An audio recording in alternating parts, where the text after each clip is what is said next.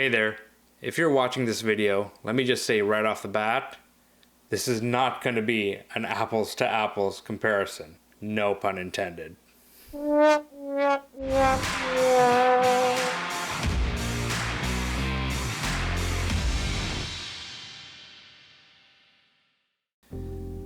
it's that time of year again, where Apple releases a whole new wave of iPhones upon us. How new depends on your perspective, but there's certainly some features that stand out to myself and other photographers this year. I think features that we've all been kind of waiting for. One in particular, of course, that 48 megapixel camera.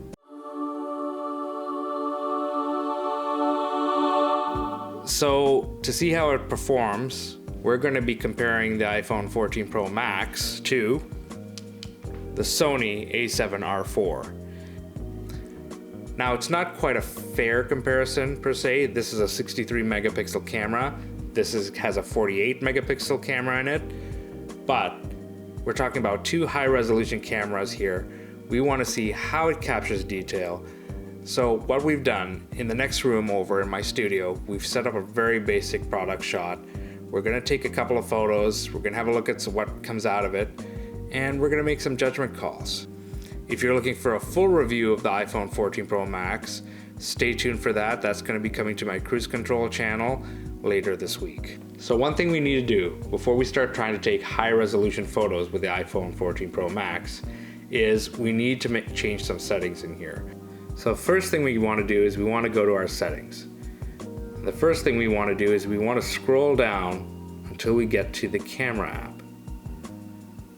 Once we're in the camera app, we want to click on Formats, and you will see Photo Capture, Pro RAW, and then underneath it, Pro RAW Resolution. So we want to make sure Apple Pro RAW is on. We also want to make sure that the resolution that we select is 48 megapixels. So it's already selected here. So let's just go ahead and we're going to go to the next room and we're going to take that photo. So we're now in my studio space and I've set up a very simple product shot using a bottle of Collective Arts gin, just because I love the patterns and the colors, and I think it has some nice details that we'll be able to have a look at once we've taken these photos. We're going to start off with taking a photo with the a7R IV, and then we're going to take a photo with the iPhone 14 Pro Max, and we're going to bring them on the computer and see what we see from there.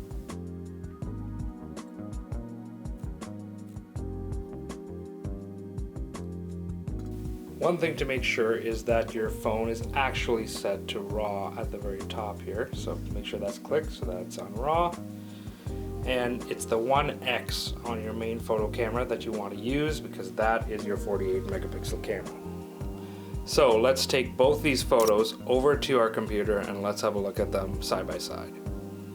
So we've imported both photos into Lightroom from both the iPhone and the a7R IV. We've done some mild editing. Let's have a look at what we got and let's see if you can spot which you think actually belongs to the iPhone 14 Pro Max and the a7R IV. All in all, if I didn't know which photo was actually taken by which camera, I don't think there is really a way I would be able to tell. They are so close.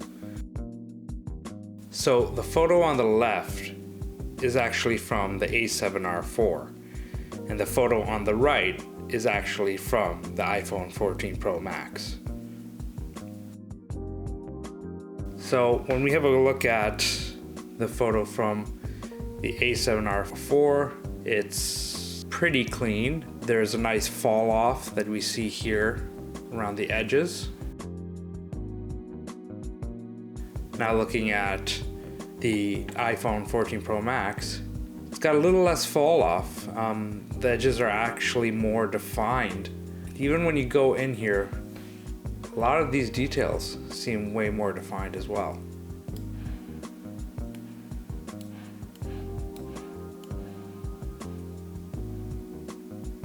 I actually like how the iPhone has picked up on a lot of the paper texture from the label.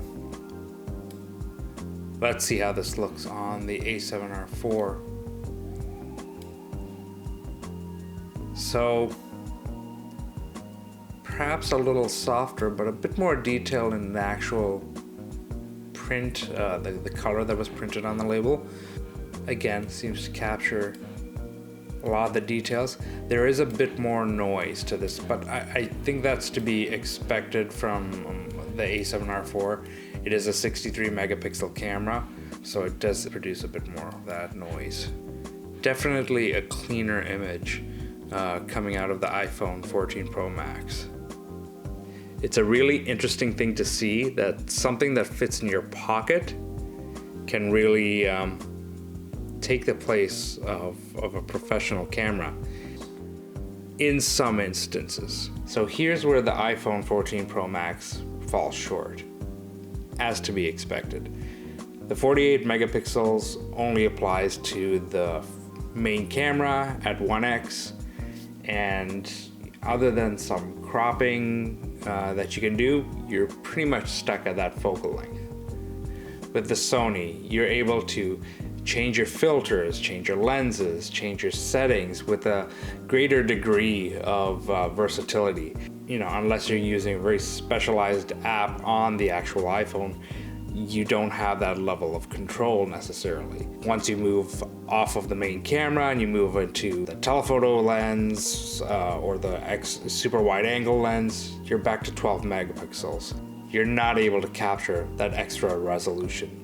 So while you might only get 48 megapixels out of that camera, there is one major benefit to the iPhone 14 Pro Max, and I think it's the one that we always kind of come back to. The best camera is the one that you carry around in your pocket.